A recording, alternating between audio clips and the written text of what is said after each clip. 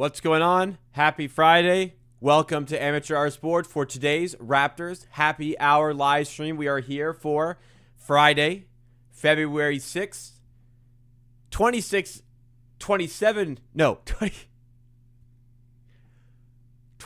hours since the NBA trade deadline.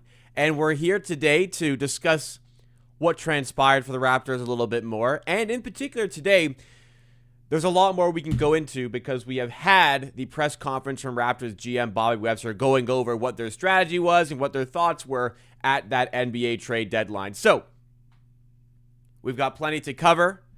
We're going to be discussing just that, what Bobby Webster had to say about the Raptors at the NBA trade deadline. We're going to discuss the value of the first round pick in the modern NBA because I feel like there's a little bit of a misunderstanding at times over how much it truly does matter, if it does matter a lot, if it doesn't matter so much to your team. We're going to get into Ochai Agbaji and his time with the Raptors and how it fizzled out probably earlier than it needed to before going into the upcoming wave of Raptors games and the outlook for the rest of the season. Of course, as we progress through the show, as we move along with everything that we're going to be covering today, I'm going to be cluing into questions from the chat. So if you have anything you want to get off your chest, any comments, any questions, please leave them in the live chat. We'll be sure to get to them as we progress through the show today. That is what is going to be on for your Raptors Happy Hour. Thank you so much to the people joining me nice and early. If you've noticed, I've really trimmed down the intros for these streams because I really want to make these streams much better for post-consumption. Like, it's obviously great for the people that watch live. You get to interact in real time, but I do want to improve the viewership of these streams once the live stream is over. So I'm hoping a shorter intro will kind of help do that. So when you see me go live, you gotta be quick.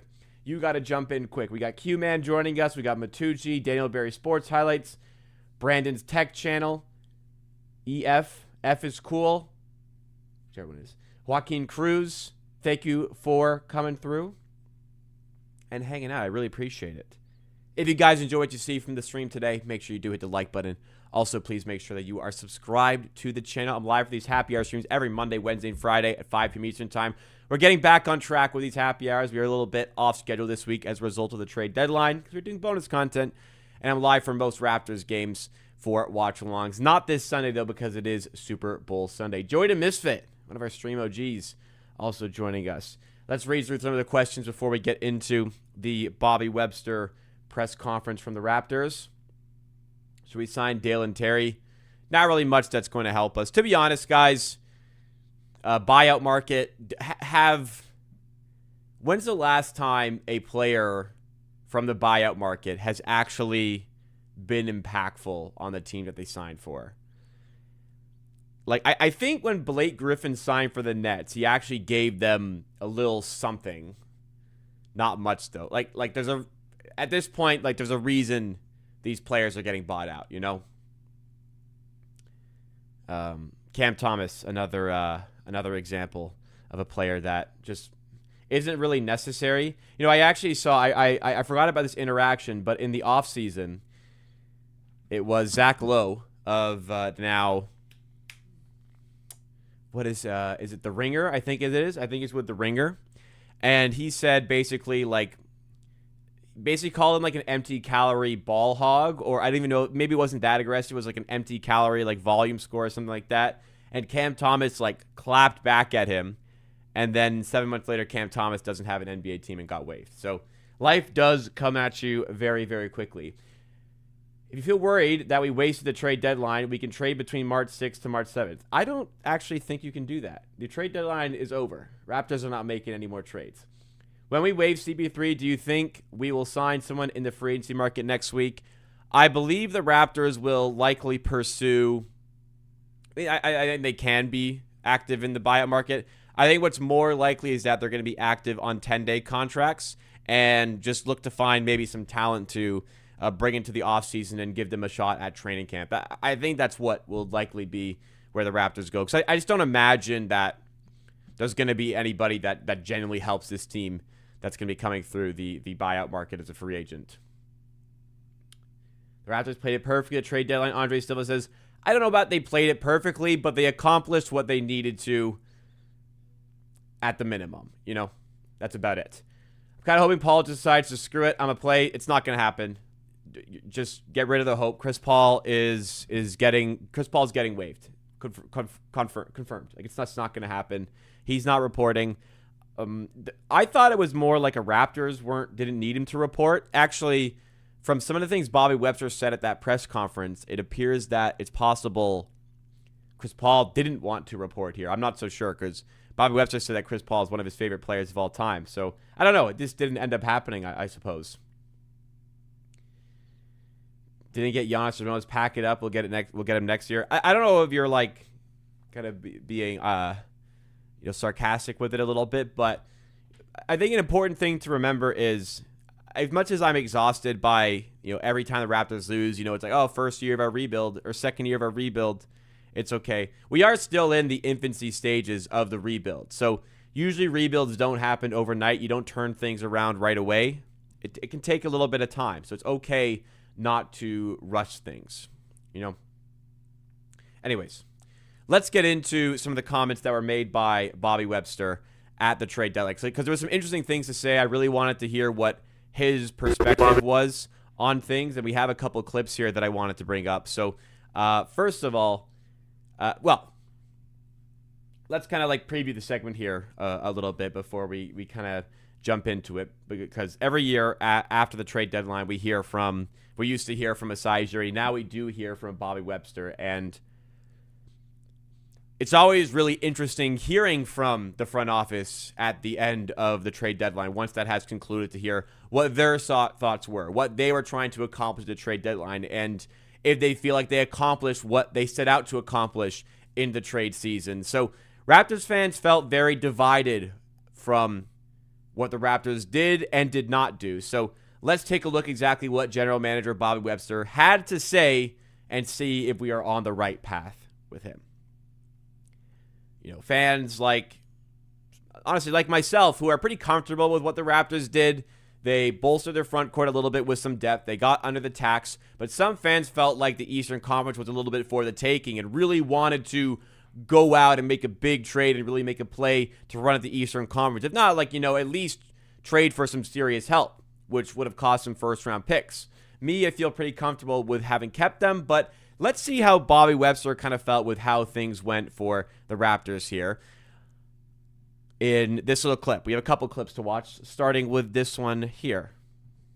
Bobby, what was the trade deadline like from your point of view?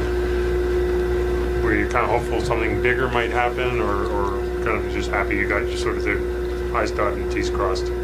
Yeah, no, I think we, accomplished the objectives, right? We needed to get under the tax. We weren't looking for some front court help. So I think, we try to get our work done early, Monday, Tuesday. It is quite typical of the Raptors to, they have made some deadline day moves in the past, but usually in the couple hours leading up to the deadline, they're not actively making moves. He's right. Typically it is in the days leading up that they do want to get all their shit done and out of the way. Obviously, last night, I think the Trayce thing, but we've been working on it for a while. We had some fun. There were some, bigger deals, but I think at this point, for this group, we didn't want to chase. You don't want to get in a situation where you felt like you were not necessarily overpaying, but, we're still on the upward climb, I think. What are we, 2/3 into the season? Pretty positive, start here, more than a start. The group's coming together. There will be a time where we're going to push in and, consolidate and add some picks, but we just felt, the prices at this point were a bit high for us.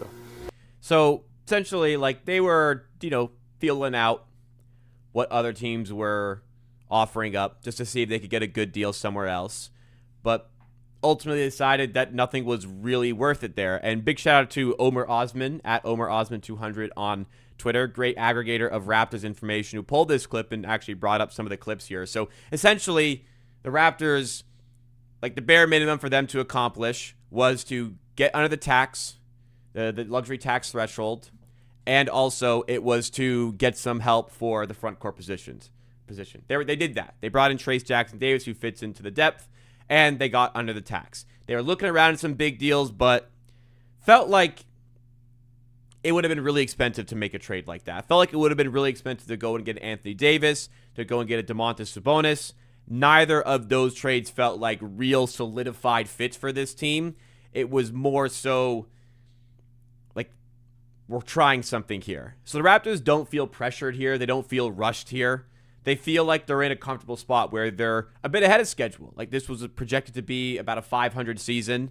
They're comfortably above 500, about 2/3 of the way through the season. So they don't feel like they need to rush things here to make this team good immediately. They're growing. They're getting better. Scotty Barnes has taken a big leap this season, so there's a lot to bank on with him. So there wasn't really any necessity to rush this situation, which I think was the healthy way to approach it here. You know, everyone's clamoring, not everyone, but a lot of people are clamoring about need to make a move to stay competitive within this Eastern Conference. But it's a possibility that you can go and make a move, like the Sabonis move.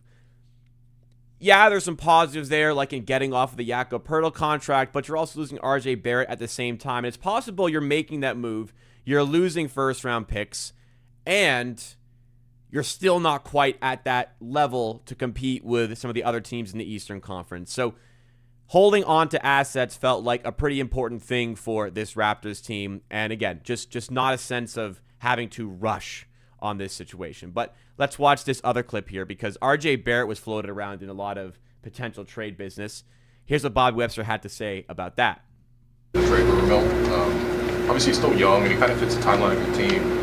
But do you guys see RJ as a long-term fit with this current group? Yeah, I think that's what you started out was a rumor mill, and I think it's great for the league, it's great for exposure, it's great for all of us to be part of it. But I think what's the best way? I think everyone talks amongst themselves, and I think that creates a lot of it. But I stay in communication with him, his agent, even in the case of Yak, and so I think they all know that unless they hear from us or hears from us personally, that they don't, need to worry about all the rumors. As far as RJ, I think, listen, he's had a little bit of injury, bad luck this year. When he's been on the court, we win. I think when he's been on the court, he provides dynamic scoring for them.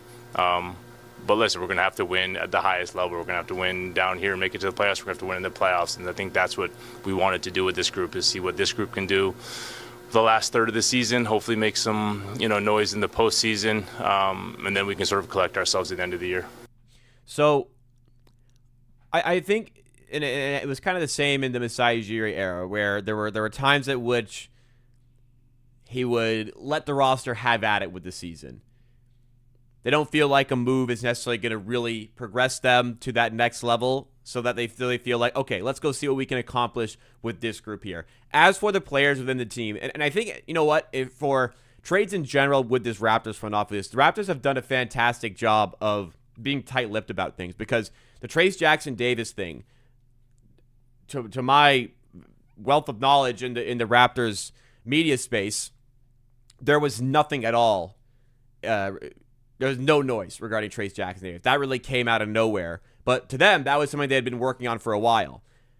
As far as trades with the Kings and potentially with the Mavs for Sabonis or Anthony Davis, again, perhaps it was coming from the other side, but it seems like Bobby Webster has been pretty fair with RJ Barrett and Jakob Poeltl in the offseason. Even leading into the season, they informed RJ Barrett that he's going to be in trade talk. So it feels like there's a lot of communication there, where I think a lot of fans sometimes think these sorts of trades are almost like stabbing the player in the back and going behind their back. But it seems like the front office has been being pretty fair with the situation. Like, RJ's aware he's on the trade block. RJ's aware that they're shopping him. They're not trying to hide that from him. But again, nothing really materialized there. So again, we don't really know what the severity or how far some of these trade discussions really got, but it felt like, for the most part, the Raptors didn't feel like they were drowning and needed to come up for air and really needed to push for something big here. They're not in a hurry. They're not in a rush. They're comfortable where the situation is at. But still, they're always going to look around. They're always going to see if they can get a good deal somewhere. And I think we often feel like a year ago when the Raptors traded for Brandon Ingram, and even myself, it was kind of a vote of confidence in this group that we want to win. We want to be a good team right now. It felt, but kind of looking back, maybe it was more so that was just such a good trade. I mean, the Raptors barely gave up. The Raptors didn't give up much. They gave up expiring salary and a future first-round pick that wasn't supposed to be very good, but probably is going to end up being very good. They gave up a future first-round pick that probably wasn't going to be very good to get Ingram. That trade is definitely working out for the Raptors right now. Ingram has been fantastic for the team. So they don't feel compelled to really go all in at the moment. But if a good trade is out there, then they're willing to do it. But maybe we'll never know, because one of the last things that I wanted to bring up here was that, and I mentioned how tight-lipped the Raptors organization is. Bobby Webster said that the one big thing we went after wasn't even reported. So I feel like I'd love to hear your thoughts. I'm trying to piece together myself perhaps who this mystery player is. I've seen some theories out there. My best guess, I think, would be, and there were maybe some small things, I didn't see it truly reported, but I think Trey Murphy, it would be my guess for the player that the Raptors were really pushing towards. Could have been Jaren Jackson Jr. I've seen some news as well that it could have been actually Walker Kessler, surprisingly. So quite a few players they could have been looking at there. But I'd love to hear your thoughts. But all in all, again, just feel like the Raptors did the minimum. They accomplished their goals, as Bobby Webster said. The real work, again, though, needs to come in the offseason, because clearly there's holes with the team. If you want to progress this team to the next level, time to plug those holes. Let's go and do that. Could have been Michael Porter. Could have been Michael Porter Jr. It doesn't seem like the type they'd go for, but could have been Michael Porter Jr. for sure. John Morant. John Morant was pretty well reported. I think the Raptors didn't seem too interested in him. There was reporting around that. Granted, we don't know what it was from the Raptors side of things. Kawhi or Wiggins. I'd be quite shocked if it was Kawhi. I don't really see them going for Andrew Wiggins. But, I mean, you never know. You never know. We didn't see this Trayce Jackson-Davis move coming for the team as well, right? You don't know. You don't know with these situations for sure. But they ask around. You know, they try and get stuff done. They try and make their moves. But, again, they're not desperate. They're not going all out for these bad trades. They're holding on to assets. A lot of these trade deadlines have been marred by the Raptors being overly aggressive with trades, and it's hampered them in the longer term. So, yes, this season they may not be as good as they could have been had they done a deal, but we're worried about the long-term future for the team as well, which I think sometimes we're very myopic in the way we look at things, and we're just focused on the short term. Andre Silva says, you need to build a winning culture first, which hasn't happened in years for the Raptors. They are on the right track. I think so, too. I think, the winning culture might be sometimes overstated, the terminology there, but sometimes it is important to get the sensation of winning and to build like that. I think we sometimes, it is important to, you don't want to be in the middle. You want to either be contending or getting a really good pick. I think that's overblown sometimes, though, because sometimes I think it's okay to win. Sometimes I think it's okay to win games. It's okay to make the playoffs. It's okay to develop.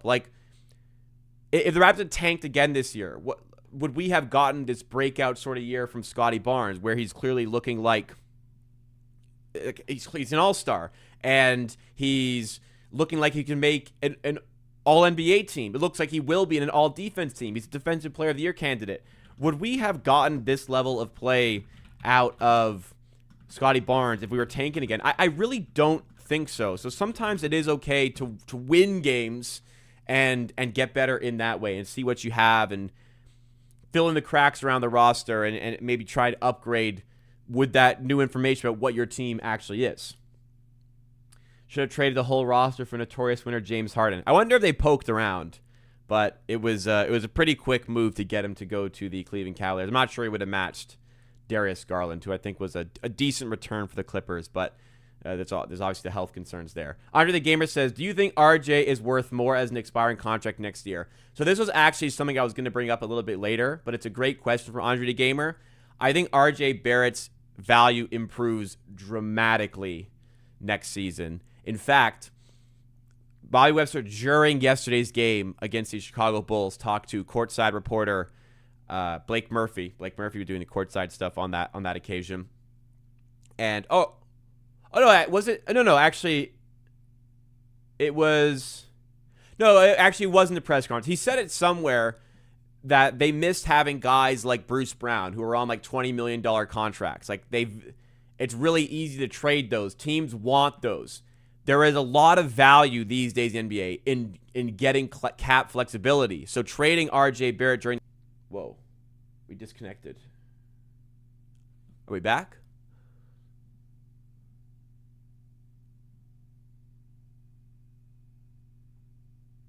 Are we all good? That was weird. It just like completely disconnected and came back like right away.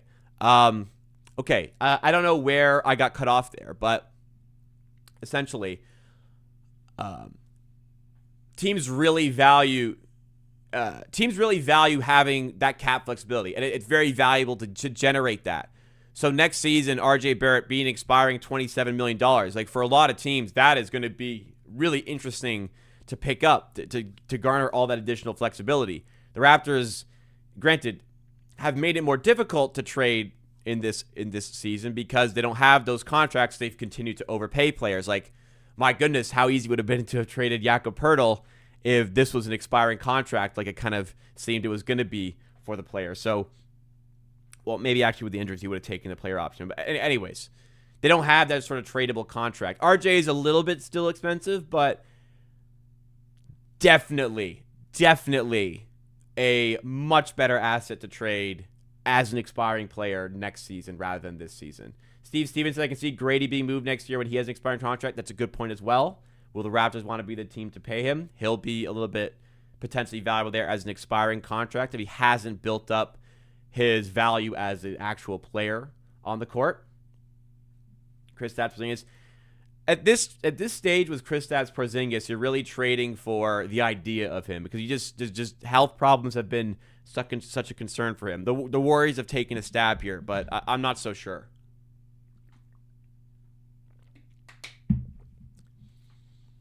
Did you see Giannis' recent tweet with Kalshi? Yes, I did see that. So I work for a company that does sports betting media, and one of our sponsors is Kalshi. So pretty exciting from our perspective to have Kalshi working with a player like Giannis. So that was pretty cool to see. That was pretty cool to see for me, to be honest.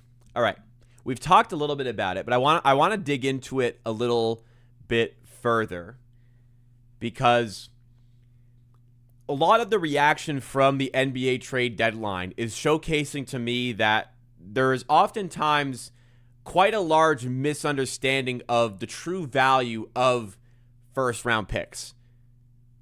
And the Raptors, in the end of the trade deadline, decided to conserve their first-round picks, not to make any moves to get better in the present, maybe focus on the long term. So was that really the right move for the team?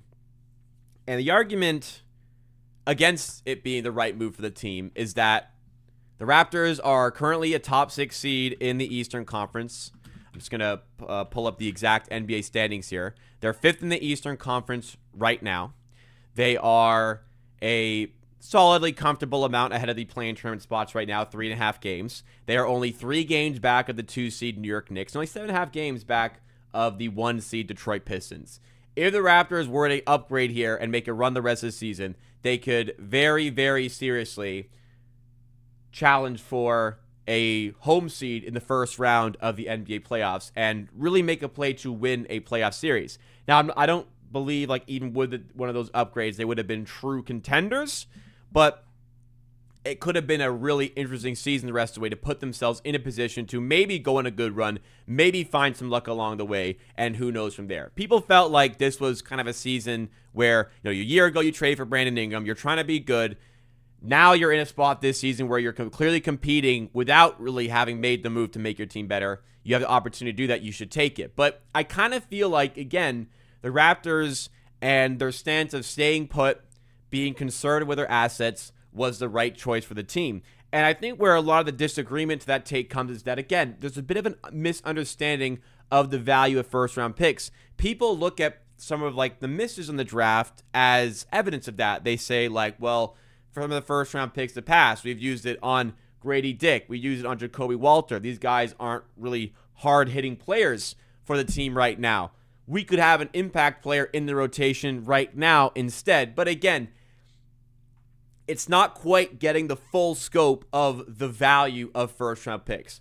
First and foremost, first-round picks provide so much flexibility towards your team because you just have way more options. You are not handcuffed by the decision of losing it in the past. Like I remember the year Victor Wembanyama was available in the NBA draft. The Raptors didn't have their pick to use it the previous year to acquire Jakob Poeltl. When you have your first-round pick at your disposal, when you have it in that season, if the season's not going well, you have the choice of tanking. You don't feel pressure to just have to try and make the play-in tournament. You can tank.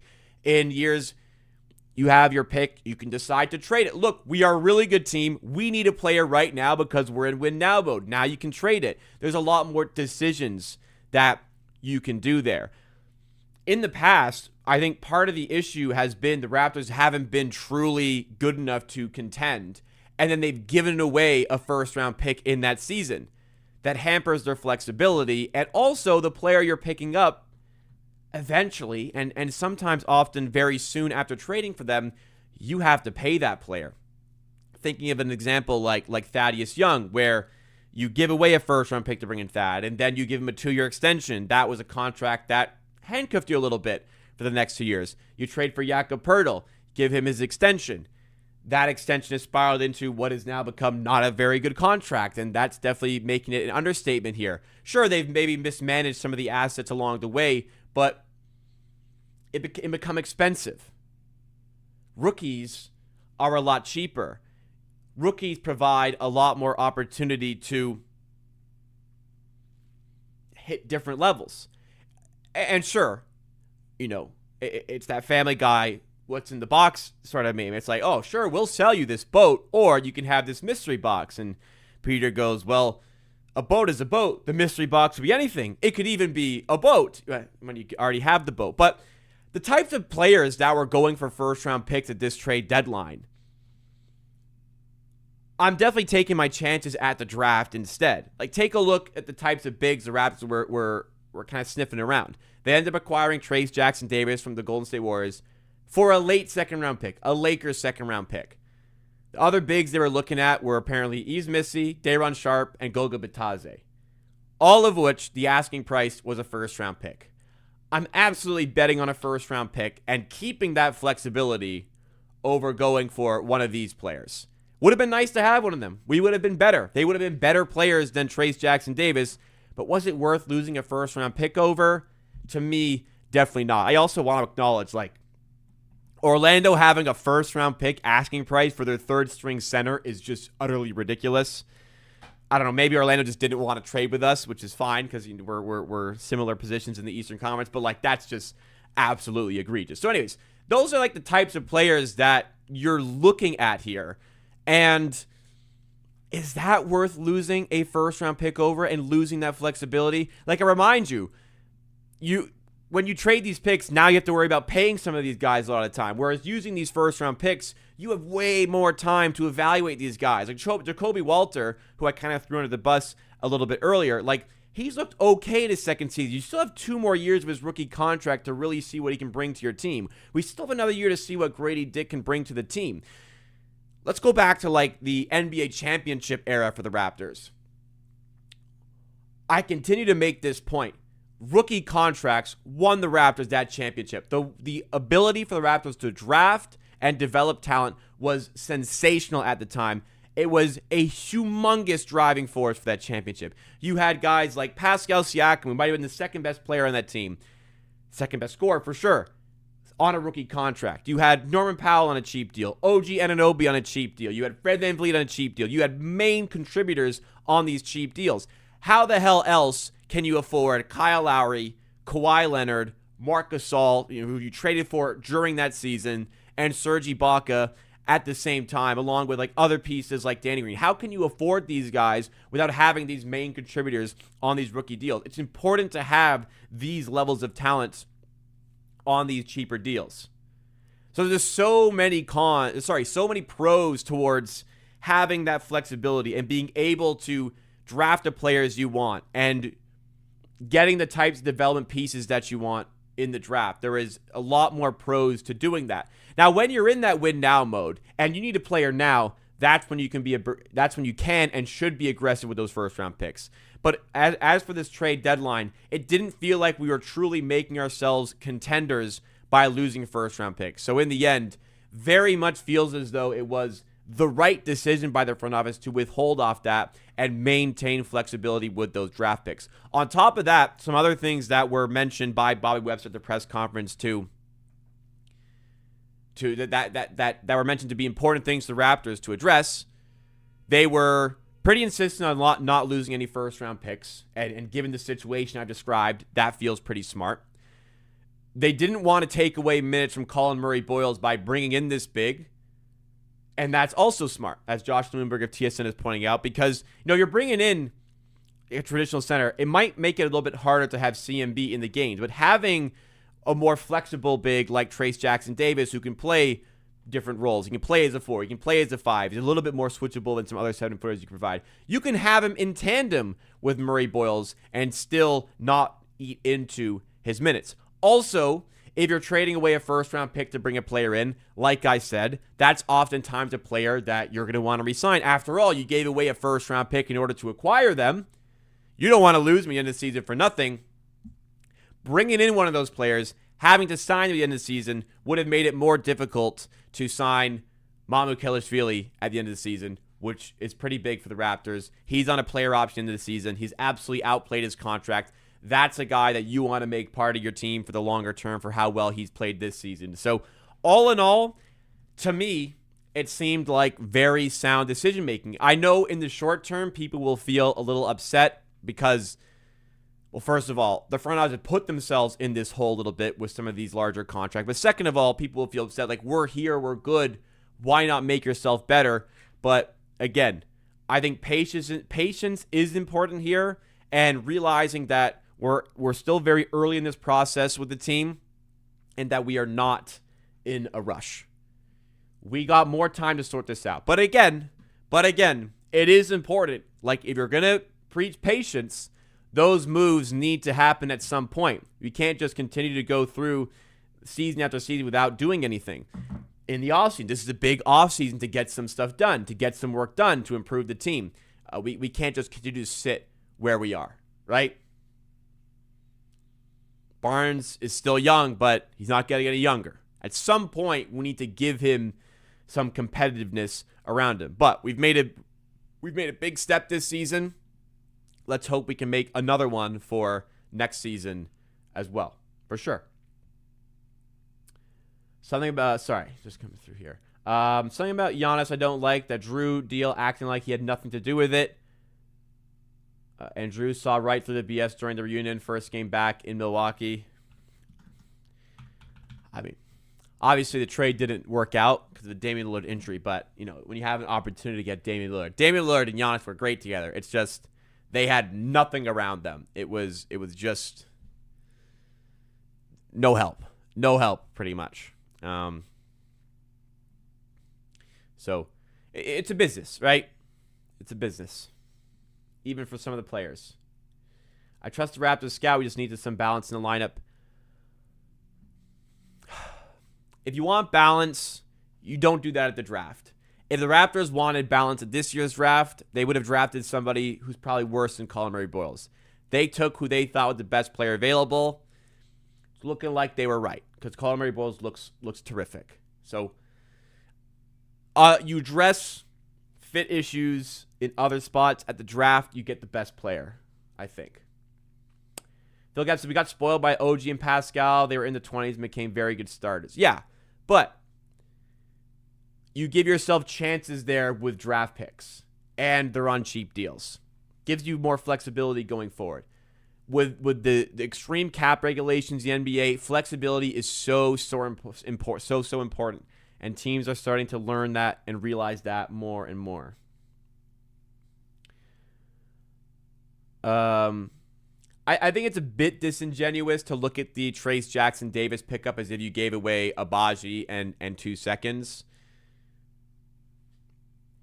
there was importance in, getting under the tax and, a team taking salary for you. It's not free. So basically the Raptors gave away a second-round pick. Agbaji was expiring, and to be honest, I don't think he was rotation caliber this season. So you have to pay to get under the tax. You paid a second. Separate, kind of, not fully, is you give away a second to get Trayce Jackson-Davis. I think it's a bit disingenuous to label that as a complete trade together. Is Missy was the only one worth a lottery protected 2031 first, since he would have him on the low contract for 2.5 years. If Jacoby Grady worth first, Ease is 2. I'd rather have that pick. I'd rather continue to have that flexibility where you can, if you want to make a big splash and trade a bunch of picks, you can still do that because of the Stepien rule. I'd rather maintain the flexibility there. I don't think Ease Missy was moving the needle enough to justify giving up a first-round pick. The Raptors were insistent, as we saw, in keeping first. I think that was the right call in the end, unless it was a player that was truly making the team better, like a year ago when they got Brandon Ingram. They've made mistakes in the past with their first-round picks, and they did not want to do that again here. Do you think in the playoffs you might be better because starters play more minutes? Our losses are when Scotty B.I. are resting. Playoffs, I doubt they get the same racing rest. That will be helpful, but also other teams will also play their starters more. So in a way, it kind of balances out. And I think playoffs might actually be more difficult for the Raptors because it's more half-court oriented and more physical. And those are like the two very large weaknesses for the Raptors this season right now. What did Bobby mean? We will waive CP3 at the right time. Why not do now so we can do something and buy out it in forward free agency? First of all, I don't really know what he meant. We're going to wait for the right time. That I don't understand. However, if there's a player who's in the buyout market who the Raptors want, and he wants to come here, they're not going to go, fuck, we still have Chris Paul. Fuck, what are we going to do? Like, if there's a player they want who wants to come here, they'll just buy out Chris Paul. It's not like this is going to stop them from making a deal they would have otherwise done. I did find it weird, the language used there. It's like, we'll do it at the right time. Like, what is the right time? But, again, that's not going to stop them getting some business done. If business is there to be done, Chris Paul is not going to be the roadblock there. Anyways, on the topic of first-round picks, the Raptors gave away a first-round pick at the NBA trade deadline a couple of years ago, actually. And trade that didn't turn out to be a real positive one, kind of, for the Raptors. And let's dig into it here, because with the trade deadline, we are focused on what was incoming, which was Trayce Jackson-Davis, but we haven't really focused on what was outgoing. And what was outgoing to help us get under the tax or to help make that move was trading away Ochai Agbaji. And it was a trade where the Raptors actually had to attach a second-round pick to get off him. That's the penalty. You want to dump salary somewhere? It's not free. I don't go to the dump and throw my garbage away for free. There's a cost there. Not to call Ochai Agbaji garbage, but there's a cost there. And it costs a second-round pick. And it's kind of a shame that it cost the Raptors a second-round pick to do that, because they had previously given away a first-round pick kind of in order to get him. So I wanted to go over, how did this pretty promising relationship fizzle out into such disappointment a mere 2 years later? If you need the refresher, the trade that made this happen, that brought Agbaji to the team, honestly, like a great trade at the time, looking at it. The Raptors acquired Kelly Olynyk and Ochai Agbaji from the Utah Jazz. And to do it, they got rid of Otto Porter, who retired, was nothing. Kyra Lewis, who I think is out of the league, maybe he's in the G League, and a 2024 first-round pick. Now, not all first-round picks are equal, because this 2024 first-round pick was pretty much an Oklahoma City Thunder first-round pick. That's what it ended up becoming. It was like the worst pick out of, I think it was a few teams. I think it was like Houston, LA Clippers, maybe Utah as well, and the Thunder. It ended up being the second last pick in the first round, the 29th overall pick, which you could really and probably should make the case that a 29th overall pick is less valuable than, for instance, a 31st overall pick, which the Raptors had in the draft. Don't worry about who they used that pick on. But you have more flexibility with that 31st overall pick because you're not as tied to them. You're not giving them the standard 4-year contract. There's a little bit more leverage the team has with the contracts in that scenario. So when your 31st overall pick isn't exactly working out, again, you're not tied to them for the 4-year period of time. You're not paying them as much as you would a first-round pick, even just 2 picks before in this instance. So it was not a valuable pick there. The Raptors had their 31st overall pick that year, and they valued having that more.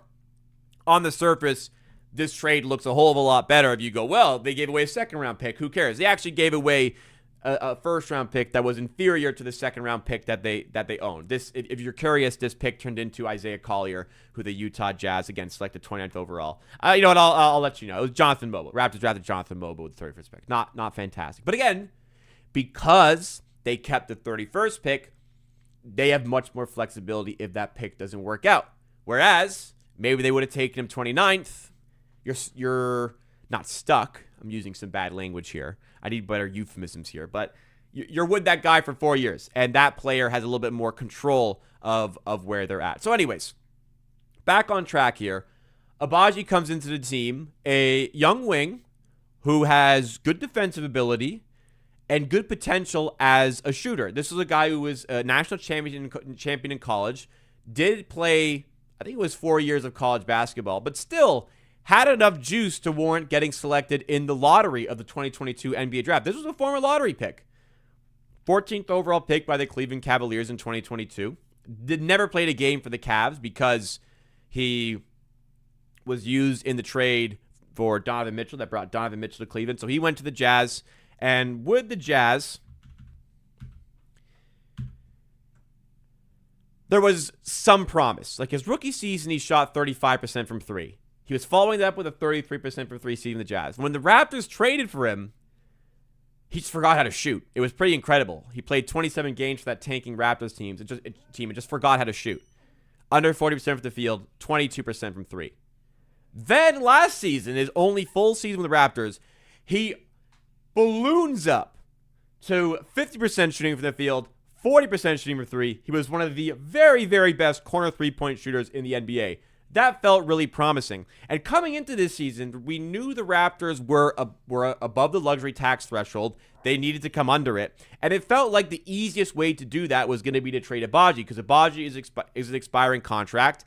And it's an expiring contract that if we wanted to extend, we couldn't really afford to do that. So we were a little bit stuck there. I was worried. I'm like, Agbaji is probably going to be like a pretty important contributor to this team.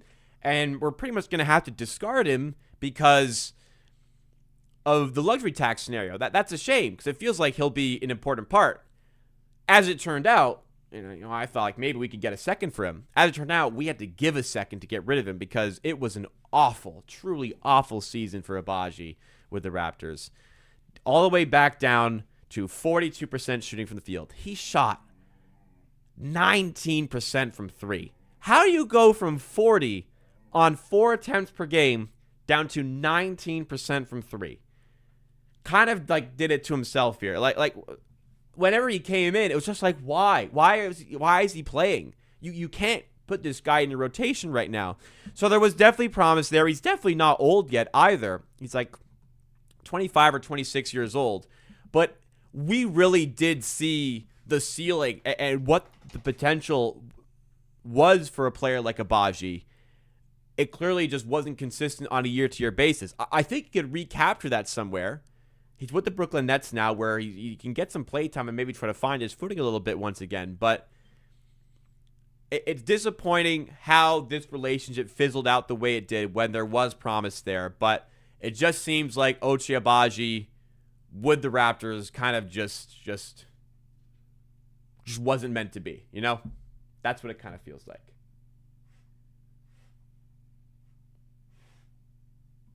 Hang on. My dog's in here. She's trying to get out. One sec.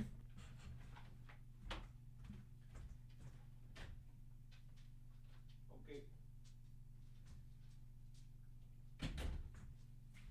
yeah, disappointing. Just there was a lot of prep. I mean, I guess it was good in the end. I'm not like upset they traded him or anything, but I thought I'd be like, damn, we have to trade this guy. But like now I'm like, fuck, get this guy out of here. I think it's more genuine to say half a first went for Agbaji and Olynyk. I think they believe Kelly could be a backup center prepper. And he was. Like, Kelly was fine for the team. But, and you know what? They used Olynyk's salary to get Ingram, so there was value in having that. And Olynyk was, like, fun to have on the team. But they didn't, it's again, people like to frame things that reaffirm their point. So the people that frame it, we gave a first for Agbaji and then had to attach a second to get rid of him. Okay, we gave away a. Wait, sorry, we used a. It wasn't even like it shouldn't even be considered a first round pick. We traded with a 29th overall pick to get him and Olynyk.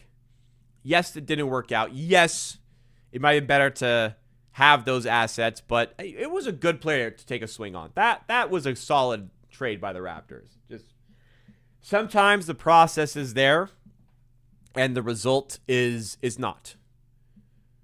Not every, like, you know, if let's say there's you're rolling a dice and you give me 50-50 odds on I get if it's a 1 through 5, I win. If it's a 6, you win. And you give me $100 to your $100. I'm going to take that bet every single day of the week. 1 out of 6 times, I'm going to lose that bet despite having made the clearly obvious better decision. Sometimes your process is in the right place, but the result doesn't work out for you. I think this is a decent example of that. Wonder if OKC will be able to afford Dort next season. He has a club option next season that needs to be picked up by June. Honestly, Lou Dort makes a lot of money to be like probably not as good as he should be. I know we love Lou Dort, Canadian player, but they might be better served using this money elsewhere. I mean, he's not making a ton of money. Club option 18.2. They are like really good already. Probably worth picking that up. And then it's like a tradable contract. It's expiring. I remember when he signed, you know, these contracts, they age like so different. So like they age better. Because like, I remember when he signed it, it was like, that's a lot of money for Lou Dort. But like now it's 4 years later, he's making less than $20 million. It's definitely a tradable number. The cap keeps going up. Tom says, my trend of buying Raptors jerseys and them eventually getting traded or them move continues. Do you own an Ochai Agbaji jersey? When I buy jerseys, I try to buy jerseys of players where like if they leave, that jersey's still a banger. So I've been buying like Raptors. I don't have a ton of Raptors jersey. I mean, I've been building up lately, but like the jerseys I have for the Raptors, I have a Kyle Lowry jersey, timeless. For the Raptors, they want a chip. So like any player that wins a chip with your team, that becomes a timeless jersey. Because like this guy's a champ. So I have a Fred VanVleet All-Star jersey and actually a black Fred jersey. That's fine, eh? I have a Pascal Siakam jersey. I love Spicy P. I have Scotty Barnes jersey. I actually have a couple. This All-Star one. And I also have a black and gold one. I have like some retro ones. This will be a jersey that ages poorly. This is my Grady Dick jersey here. The Grady Dick jersey, I did not buy it. My friends, when he was a rookie, my friends bought this for me for my birthday. They all chipped in to get that. That one may age poorly, but it's still kind of fun to have a jersey that says Dick on it because I'm a child. But like Man United jerseys, I don't have many misses. I've been buying Man United jerseys my entire life and getting Man United my whole life. So I've gotten players like Wayne Rooney. I have a Zlatan Ibrahimovic jersey. That's always going to be sick. I've got a Juan Mata jersey, and who the hell can hate that guy? I have Bruno Fernandes jersey, and he's amazing. My one absolute miss for Man United was Romelu Lukaku. That was a miss. And you know what? I thought Rashford was a pretty safe bet. And if you don't know soccer, you have no idea what I'm talking about. I thought Rashford was a safe bet. Rashford, that is a bit of a miss as well. So second miss, I think, towards my collection there. But an Agbaji jersey, it would have never crossed my mind to buy an Agbaji jersey. Hey, if you really like him, you do you. You think in the time, like, these jerseys, the guy left, his jersey's ruined. 10 years from now, you'll go, damn, you got an Ochai Agbaji Raptors jersey? That's fucking sick. 10 years from now, we go, you have a Grady Dick jersey? That's cool. Like, when I go to, like, a vintage store and I see just the most random Raptors player on jersey, I'm like, oh, beautiful. Beautiful. So unique. Love that. Many of the fan base wanted Agbaji moved last draft when value was high. Small wings, but front office might have wanted Brandon Ingram insurance. Phil Gaps says, kind of tough. Like, you've got a good floor spacer there, good defender. Like, he was very valuable to the team at the time. He's played like shit this season. I don't know. There is something about definitely like selling high when you had the chance to do so, but I don't really blame them, to be honest. We didn't have a ton of wings. We didn't have nearly enough floor space to lose some. We didn't have nearly enough defense to lose some, but turns out we didn't really need him. I don't know. Hindsight's 2020. I don't feel like they misplayed their hand with Agbaji. I think they played it correctly. It just they didn't get the cards that they were looking for. Anyways, last bit to cover here as we wrap it up for the Friday. Upcoming schedule for the Raptors. So, Indiana on Sunday. They are tanking. You've got to win that game. Okay? Wednesday against Detroit. Another 2 nights off for the Detroit game. That's the last one before the All-Star break. That is going to be a really interesting game. That is a very good measuring stick game to the top team in the Eastern Conference. How do we stack up against them? And we had the opportunity to do that at home, hopefully with a healthy team. Hopefully Pirtle might maybe come back for that, but maybe they'll wait. It's probably smarter to wait until after the All-Star break.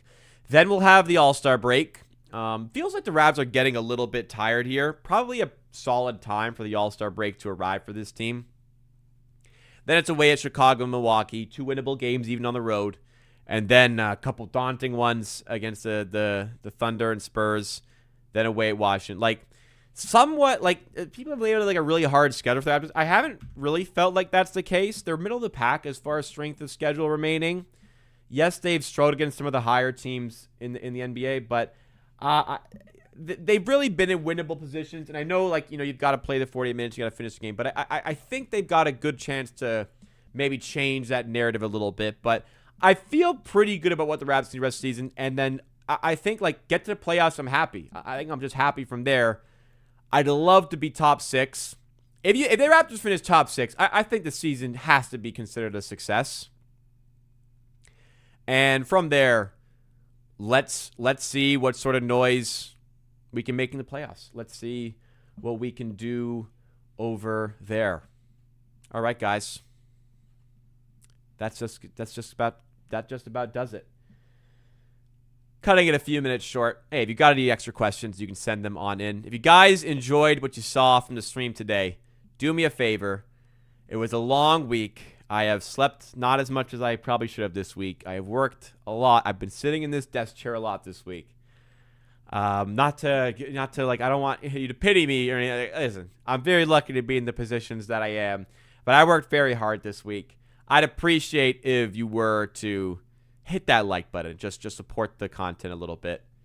Subscribe to the channel if you're new. I'm live Monday, Wednesday, and Friday to talk Raptors. I'm live for most Raptors games. Reminder, I'm not live Sunday. It's Super Bowl Sunday. I'm locked in on that. But that is it from myself. Thank you for tuning in. Hope you all have a fantastic weekend. Enjoy your Super Bowl Sunday. Enjoy your weekend. I'll be back on this channel Monday, 5 p.m. for more Raptors Happy Hour content.